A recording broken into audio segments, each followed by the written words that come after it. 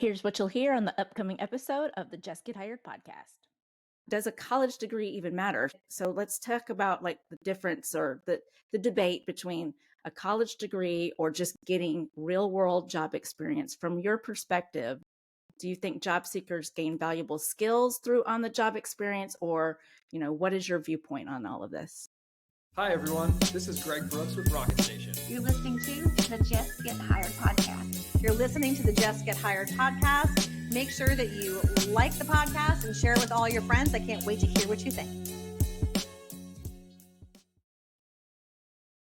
All right, Just Get Hired podcast fam. I'm excited to have a new guest on this show. His name is Josh Roberts. Josh, welcome to the Just Get Hired podcast. Thank you. Thank you for having me. So we're going to talk today about college degrees and generational workforces. I'm excited for this because I don't think we've ever had anyone on the show really dive into this. Are you excited to get started? I am excited. Yes. All right. Well, let's kick things off then. Tell the audience a little bit about you and what is USA Staffing Solutions. Give us an overview. Sure. So I was born in Louisiana. I have 4 brothers who I'm very close with. I traveled a lot growing up, so I was constantly forced to kind of adapt to new cities and meet new friends. And I think that played a huge impact on who I am today. I've lived in Pittsburgh now for the last 12 years. I'm married for the last 7 years. I have a daughter. Her name is Quinn. Well, professionally, I came from kind of the construction world. I started my first company, I've been a kind of a lifelong entrepreneur, but I started my first real company in 2012. And for about 7 years, I grew those companies from 0 to over 100 million in lifelong revenues. So it was a roller coaster of a journey. It was kind of a wild and crazy time in my life as well. I exited all but one of those companies in 2020, but it wasn't really the exit that I dreamed about. Okay. It wasn't like a PE exit or a private equity exit where I sold all my companies, and I rode off into the sunset with like a bucket full of cash. It was actually the exact opposite. I kind of watched my companies kind of slip away from me. Okay. And I nearly lost everything. It's kind of, one of the lowest points in my life, which I'll kind of save that story for another time. But the important thing is it took me hitting rock bottom to realize that there was this missing piece in my life. A little bit of a testimony, but it took me kind of finding my faith to realize that I didn't have, I didn't have to fight all these battles alone anymore. And there was like this supernatural in my world is a supernatural cheat code that I wasn't really tapping into. So shortly after that, I started USA Staffing Solutions. It's kind of a sister company of USA Field Services, which I started in 2017. Okay. I brought a few key employees from me from my previous business. As I like to say, I made Jesus my CEO, and I hit the ground running, kind of right in the middle of the pandemic. Okay. Wow. But what's funny is I knew nothing about staffing. I think we talked about this before. I mean nothing. We didn't know what markups to charge. We didn't know what fees to charge. We didn't really know how to go about finding new business, but we had hustle and we had grit, and we kind of just started to figure it out. It also didn't hurt that everyone needed help finding people, in 2020 and 2021. So kind of in retrospect, I think the lack of experience was kind of what made us unique. We got to kind of make our own rules, which was fun. We invested heavily in technology, and we started to grow, and we started to kind of make what we wanted to accomplish, which was to have a positive and meaningful impact in the staffing world. And I like to say, although we invested in technology, we did it to make our lives easier and to give us kind of more time to do what we do best, and that's to have a positive and meaningful impact on people's lives. I also throw in it with a hint of faith and entrepreneurship. Also say it's given technology a heartbeat. It's kind of what we do. And when people ask me what I do for a living, I say I'm in the people business, and I love being in the people business. So kind of fast forward to today, we're one of the fastest growing companies in Pittsburgh, and we're doing business in 18 states. Oh, awesome. Congratulations for that. That That's an amazing comeback story, but it sounds like it's been pretty successful. Everybody is searching for talent these days. Yes. Uh, yeah, the people business is definitely the place to be, because if someone can solve for that and how we find people and then just fill all of these open roles, then you would be a Uh, gajillionaire. exactly. It's so true, and it's only it's only going to become more. There's just more opportunities out there, and it's only going to continue. I think it's kind of a great kind of transition into this whole generational discussion and Absolutely. and what those opportunities look like. So Well, before we get into the generational change, is it Go Tigers? Because I'm an LSU fan. Since you're from yes, Louisiana. yes, I am Louisiana. I almost went to LSU. Unfortunately, but as I traveled around a lot growing up, I ended up in Kansas City for a big portion of my kind of through seventh grade through high school, and then I went to college at the University of Missouri. So I am a Tiger fan. I'm just a Okay. Missouri Tiger fan, and then Ah, an LSU Tiger fan. so we're talking about generational changes in the workforce. We're going to talk about college degrees and do they matter? So let's just talk about generational change. There's a lot of different generations that are currently in the workforce today, and they all view career opportunities, I think, a little bit differently. So, how do you see these generational perspectives shaping the workforce as it is today? So what's fun about this topic is, like I said before, this is not something that I've been in for my entire career. So it's new, it's exciting. Like I love learning about this as part of some of the things I had to figure out. Hmm. I mean, obviously through my previous companies and just through leadership I did, but now I'm doing it as a career to help other people. And so it's even more important. Let's just label the generations, right? We have the baby boomers. Hmm. That's kind of these are your, like, for example, my dad, he started with his company at 16 and he retired with the same company, Exactly. when he was 6. I mean, that's kind of your baby boomer generation. They prize job security Hmm. and stability. They make up about 25% of the workforce. Um, and I use this terminology. I think in the staffing world, it's also the one that we have the silver tsunami coming, right? Yeah. And I what love that that. means is that's 75 million baby boomers will retire between now and 2030. So if Wow. you want to talk about an opportunity for people, for both staffing people and HR and just people looking for, there's a huge amount of these positions, and a lot of these baby boomers hold you know, high level positions, that they've held for a long time. And so we have to transfer some of that knowledge, but also replace those positions. Hmm. The next is the Gen Xers. That's kind of I think the Gen Xers value, I fall into a kind of Gen X and millennial. So a little bit of both Hmm. is, and Hmm. I like to have the freedom to jump in between both. But this is like, they value independence, balance. This kind of, I think the latchkey kids is how they're Hmm. coined. So this is whenever, you know, um, both parents started going into the workforce. So this is Oh, like yeah. mom went into the workforce and we left the kids at home just to fend for themselves, right? Like that's kind of the That was generation. me. That was me as well, So it was just like, just got on we just figured it out, right? And I love that about that experience. The next is the millennials. I think the millennials are, and I love. I mean, it's very stereotyped to just like blanket everybody under these categories. Right. Obviously, it's a mix of a little mix of everything. But millennials typically uh, they value career path. That's something as an employer I always focus on with millennials is making sure there is a clear career path, or else they're going to go find somebody else that gives it to them. Right. They also kind of sit on the fence of technology. Hmm. So a little bit, they have some experience before the technology revolution or boom, and also some on the back end. So it's a little bit of a split, and they make up about 35% of the workforce. You have Gen Zs. This is kind of the flexibility generation. They value feedback, diversity, inclusion. This is about 5% of the workforce, and I think it's interesting. As I was like doing more research on this, they also make up. There's about 3 million fewer millennials, not in the workforce, but Hmm. millennials in general, Hmm. than there are. Or, I'm sorry, Gen Zs than there are millennials, Okay.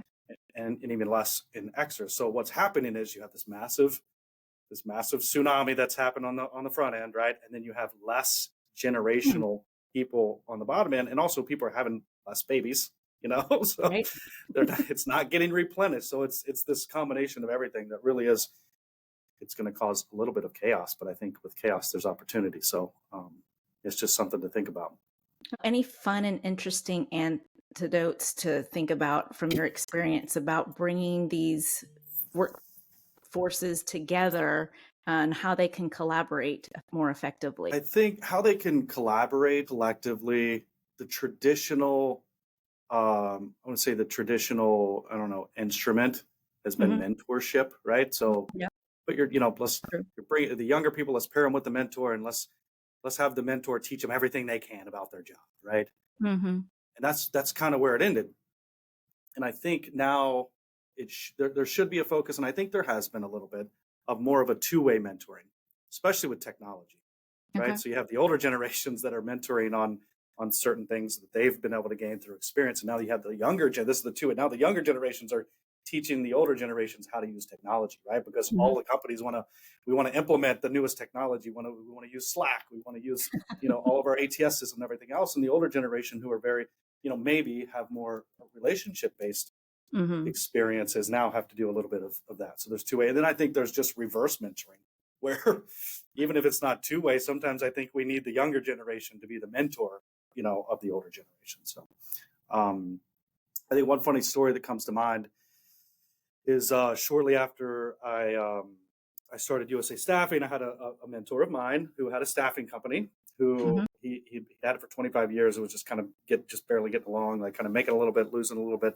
and said, Josh, I think this would be a good fit for you. And at the time it was like, I wasn't really ready for it. I was like, I had enough chaos that just happened. I was kind of like, no, but I'll look at it anyway. And I did, and I'm thankful I did. But anyway, I made the acquisition, and part of this acquisition came with the president of the company and the assistant of the company. And then they had a couple really good customer relationships that came along with it. And I remember when we combined offices, and we were pretty close, like, we were in the same business part. They were, the first thing I noticed was where they were printing out emails. Like you get an email, just print it out, and then walk that email over to the other person, write the notes on the email, and take that email back. And then they would collectively get together. This is how we're going to, and then send that email off, and that was technology, and Rich, if you're listening to this, sorry, for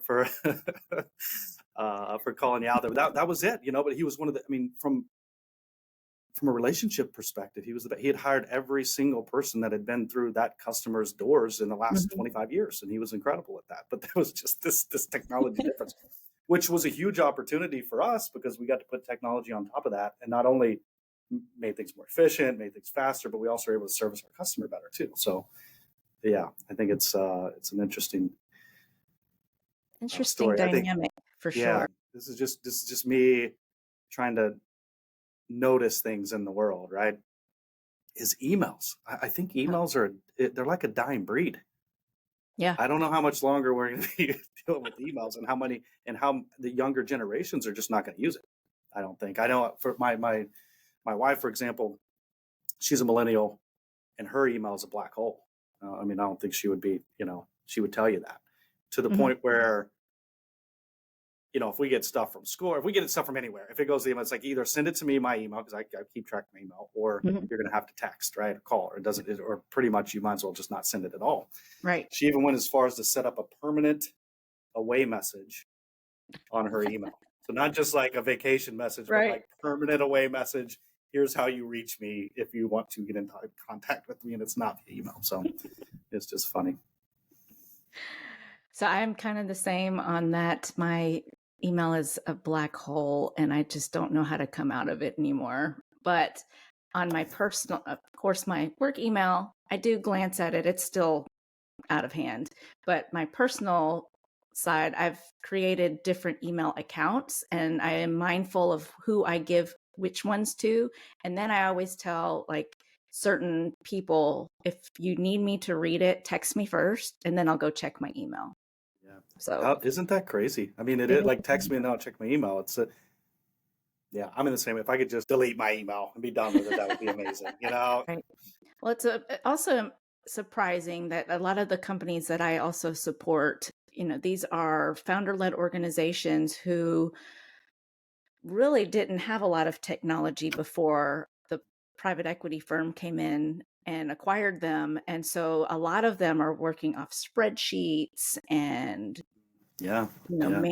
manual files and still taking like paper applications. So, how surprising is it we're 2023, 2024, and we're still trying to teach some of these people who've had their companies for the last 25, 30 years to come up to today's modern age and use that. And then on top of that, start talking to them about all of the AI tools that are available. So that's another topic for a different day, but it's still surprising just the generational gaps that still exist and how we are still trying to get people to understand technology. Absolutely.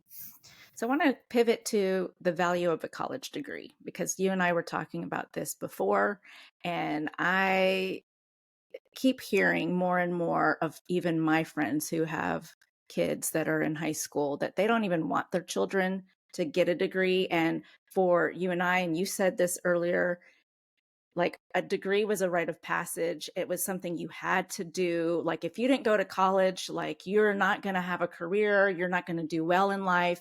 And so it was like instilled in us by our parents that, you graduate high school, you immediately go into college, you work for 4 years, get your degree, then you go find a quote unquote real Good job. job. Yeah. But now I'm finding that talking to a lot of candidates, does a college degree even matter? So to me, is it worthless? Is it worth it? So let's talk about like the difference or the debate between a college degree or just getting real world job experience. From your perspective, do you think job seekers gain valuable skills through on the job experience, or, what is your viewpoint on all of this? It's a fascinating topic, and it's a topic that is being had every single day right now.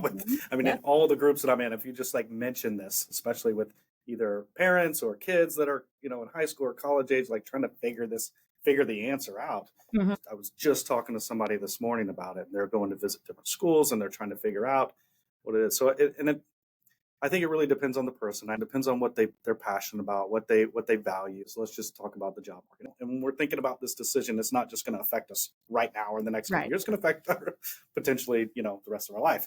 But right now, there's 9.6 million open positions and only 6.4 million unemployed workers. Mm-hmm. So, who's in control really, right? I think the candidates are still somewhat in control. There are more open positions than there are people. Mm-hmm. But since 2000, up until 2020, the unemployment was always higher than job openings. So this hasn't always been the case. What caused that? Was early retirements, the pandemic, lack of access to childcare, new businesses being started in record numbers, all those things. But I think it also is a tale of two job markets. Okay, and, true. I think there's two jobs, like white collar workers right now lack opportunities, while blue collar workers have a lot of options. So if you're trying to decide which one of these job markets am I going to go into right now, it's pretty clear. And traditional degrees are in less demand. Mm-hmm. There's also high interest rates right now for student loans, so that's not helping the cause.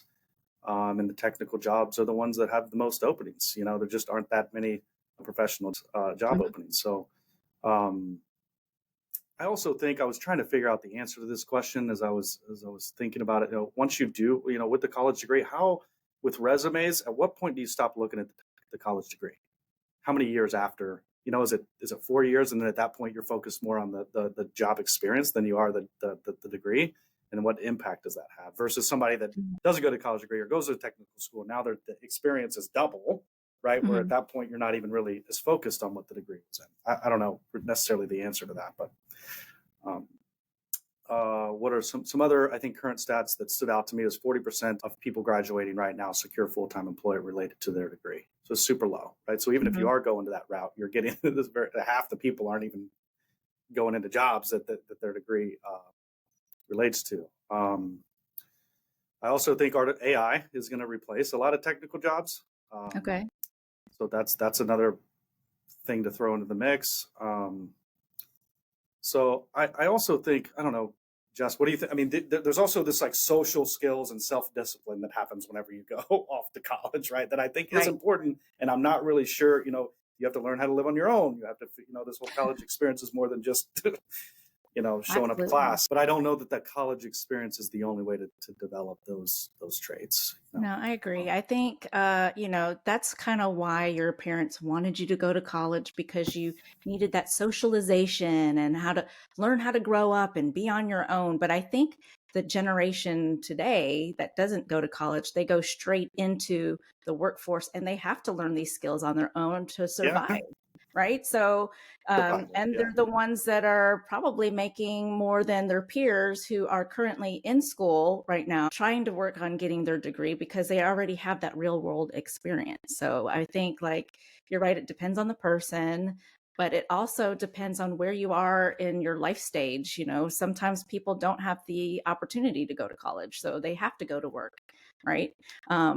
And I think It's there's a lot of value for a college degree, but I think a lot of people don't talk about the fact that you don't have to go to college in order to make a good living. I mean, you're in the field service industry. Like, there are so many six-figure paying jobs that people don't even like really talk yeah. about, because they think you have to go work on Wall Street or work for corporate America if you want to make a six-figure salary. So let's talk Yeah. about some of those careers. What are some of the industries and positions that you see where people can come in, learn a little bit on the job, and make pretty decent livings? Some of these are crazy. I mean, some of them are crazy numbers. Like in the field services, I mean, more than half our people are making over 200. A lot of them are making over $300,000 a year without a degree. It's unbelievable, the opportunities. But like I said, once again, it's like career goals are important. Industry demand. You got to pay attention to that. So you don't go get a degree that there's no demand for, right? But there is for the ones that do have demand. It's time and financial investment, as you said. Your learning style, career advancement, all those things I think are important. Can't pinpoint this, but I think depending on the schools and even high schools, Mhm. a lot of this stuff some of this stuff is being taught earlier, maybe, but maybe it's just some of the people I'm running into. Met a really, really talented high school kid who interned with me over the summer, and then she was going off to school. I was Mhm. thinking to myself, if you just went right into the workforce right now, you would learn more in 6 months at my company than you would at 4 years in college. It's just like, Right. I think there's opportunities there, but there's still a little bit of this, I need to go to college and I need to, Right. and I need to get a degree. That too. I don't think people think about like the trade schools or the technical schools. They think like, I have to go to a 4-year college, or I need to go to like a junior college or a state college first and then kind of figure things out. But the role of technical schools, I think, is really overlooked, about the different career choices that people make. So are there anything that maybe individuals should consider when deciding between college and trade schools, or maybe on the job experience? The other really cool thing right now is, unlike, like we talked about, it was a rite of passage for us. It's not the case anymore. And it's not that no one is looking down on anyone anymore if they're going to, Right. they're also like a little bit jealous. Like, I wish I was doing that and making $100,000 a year and going into HVAC or whatever. I think those type of the HVAC right now, if I had 100 people line up outside my door with an HVAC background and degree, I could place every one of them. Mhm. Like that's the type of, those things are just in high demand, and the employers I'm talking to will pay them whatever they ask. I think some of the other ones, construction Oh, management, definitely. is huge. Even marketing, you don't have to go to college to learn about marketing. You can Right? use I mean, that. Go to YouTube and learn, Yeah. take some courses these Yeah. days. I mean, this is something you're brilliant at with your marketing, and I'm guessing, I don't know, maybe you went to marketing, had a marketing background, but that's something you taught yourself, right? And Right. so you find somebody that focuses on that or self teaches themselves that they can. There's a huge opportunity there. A lot of the skilled trades. Skilled are trades huge. is such a hard market. You were talking about staffing for HVAC technicians. Some of the companies I support are very like customer like focused and customer facing, that everyone right now wants remote jobs. Right. I think the pandemic, it spoiled a lot of people who are like, I just want to stay home. But Who is delivering your food whenever you order on Uber Eats or DoorDash? Who is delivering your food when you go to the grocery store? Who actually has to put that stuff in a package so that it can go out? Like, these are some of the things that people don't think about. They just think, oh, I just use my app, I order it, and bam, it gets there. But someone has to make the food, or make the product and deliver it to you so that you can have it. So while you're working your remote job, there's not a lot of people who have the liberty to work remotely. And Right. so I think people just don't realize that. And I have so many like HVAC openings too, Yeah. full service technicians, like Yeah. field service engineers, and these are like really good paying But jobs.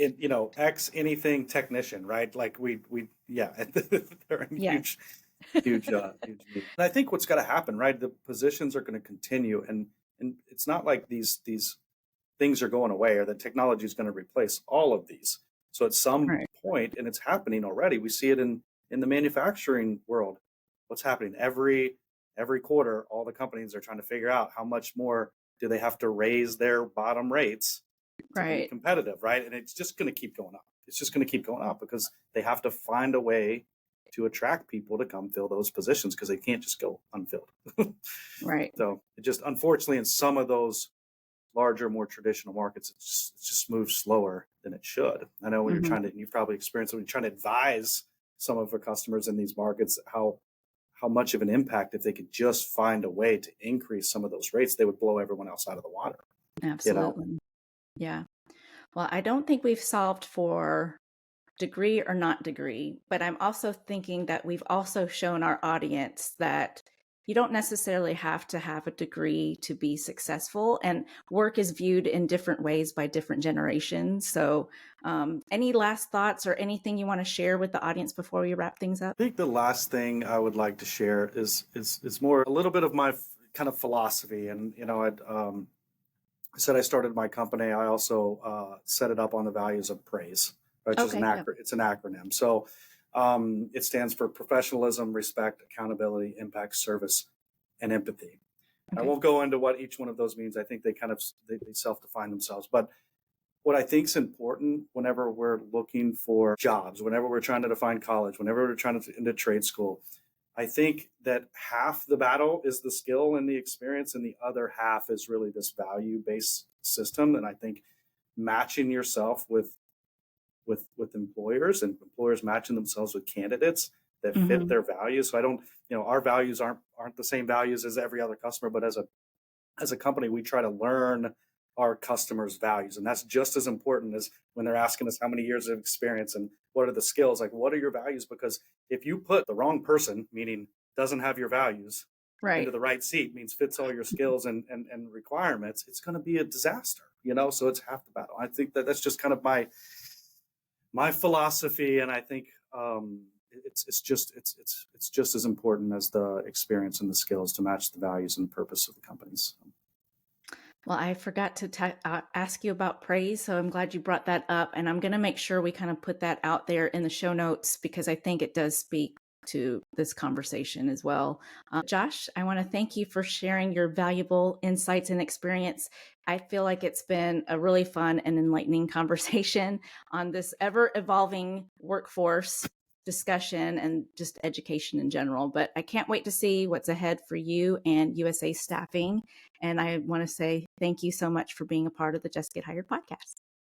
Thank you for having me, Jess. It's been incredible. And I'm deep diving into all your podcasts right now. So it's pretty cool. I was just looking at the last one, the power of channel partnerships. And I was like, I'm into that. So Awesome. Great job on everything you're doing. Thank you for having me.